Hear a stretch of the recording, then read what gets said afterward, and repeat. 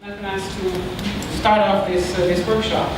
So in October, the IHUB here in Kenya, they published a piece of research which found that the poorest of the poor in Eastern Africa valued their mobile phones more, or they valued it so much that they would go without food and other essentials just to have enough credit to talk. In emergency after emergency, we have indeed seen communities go to extreme length to get information. In Haiti, people could pay half their day's salaries to just charge their phones following the earthquake. And more recently in New York, colleagues found themselves walking more than 20 blocks just to get the phone reception. I'm also very pleased to see Stefan here. Both of us were in Uzbekistan back in 2010 when it's used against populations. In the refugee camps in Uzbekistan, cell phones were rounded up, and 2 weeks later all the refugees were back in Kyrgyzstan. That's another example. So time and time again, communities demonstrate their need for information and their need to be heard. We have organized this meeting because we want to act on this. We take this very seriously, and we see what we can do to fulfill the needs and the demands for information as a humanitarian priority in crisis. It's a right, it's not just a need. For development agencies who work with communities before and after crisis, or in more stable context, improving channels of communication is also a priority.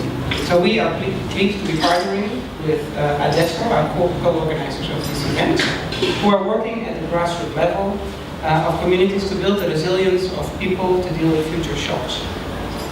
We are also very grateful to BBC Media Action for their financial sponsorship of this event.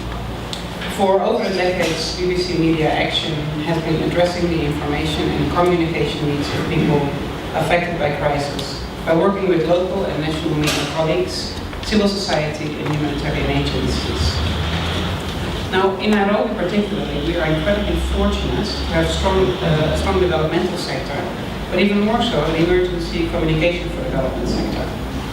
Part of the challenge for us as humanitarians lies in bringing this expertise to the crisis context and using this learning to help us deliver effective communication even in the middle of a complex emergency.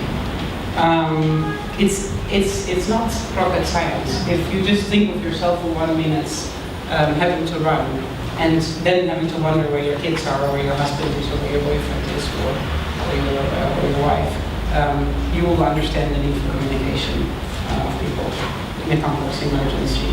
We're also fortunate to have one of the most dynamic technological sectors in the world here in Kenya, with developers and innovators creating technological solutions to developmental and humanitarian challenges. This is the home, and Kenya should be very proud of this, this is the home of the mapping platform Shahidi, and the center of the excellence for IHUB. And we also now have organizations such as Frontline SMS and the Prickles Foundation that are going to be moving here to Nairobi. East Africa has a rapidly growing telecom industry, and Kaburu from the Kenyan ICT board we'll talk more about how they are committed to increase access to information communication technology for the poorest and geographically marginalized Kenyans. Communication technology is reshaping the world that we live in. As mobile phone users, is growing exponentially throughout Africa, and there is growing recognition in the humanitarian sector that information is a form of humanitarian assistance. I repeat this, information is a form of humanitarian assistance. Food, water, shelter, health, and need for communication is a form of humanitarian assistance. And communication, it needs to be understood as a form of aid. So I repeat that again, it needs to be understood as a form of aid. UNOCHA is proud to be a founding member of the CDAC network, represented here today, and to have supported the growth of this sector. Our commitment has been strengthened through our recognition of the importance of humanitarian accountability. Accountability of our work to the people that we serve. And again, just if you look back at the evaluations of last year's Horn of Africa crisis, one of the key criticisms of our response last year was that instead of putting the needs and the rights of affected communities and populations at the center, we sometimes put our mandate or our ability to respond in the center of our response. And that was one of the key things that the humanitarian sector recognized needed to change. And again, communication is obviously a key part in our ability to make that change. So gone are the days when humanitarian agencies can provide assistance without asking those in need and the communities that we are working with what they actually need. So we need to be more responsive to the needs and listen much more carefully.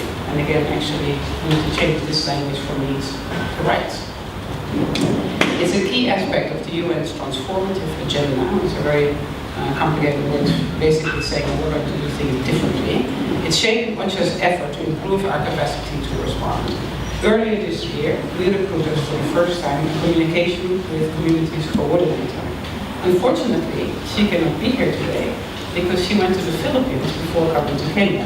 And those of you who clearly follow the media, as I'm assuming all of you in this room are, Philippines is dealing with some real problems at the moment. And we need to ensure that people in emergencies have access to information that they need in order to make their own decisions for themselves and for their families. We also need to make sure that the right communication channels are in place so that they can communicate with us and share their concerns with us, ask for the assistance that they want, and let us know when they are not appreciative of the assistance that we're providing or when things go wrong. Today we are beginning a conversation about how we can bring this commitment, expertise and capacity to do this. It's a complex challenge and it will require more than one workshop. So I hope that this will be the first of many events, not just in nice groups like this, but particularly and most importantly out there where people are who we are here to serve. I hope that the conversations we have today, along with new partnerships that might be formed, begin to lead to innovative and exciting work. This will bring together experts, humanitarians, first responders, and developmental specialists those who understand media and those who work closely with communities. Agencies in the CDAC network are planning a program of work here focused on community communication, and this is beginning next year, so it's very exciting. It's still in the planning stages, and colleagues in the CDAC network will share information with you as it develops. UNOCHA, as a member of the CDAC network, will continue to support this important emerging agenda, and we will do what we can to nurture and support the ideas that are being developed here today. I wish you a very, very fruitful workshop. I encourage you to be very proactive and participatory and indeed share the many ideas that all this experience in this room can harness here today. Thank you very much.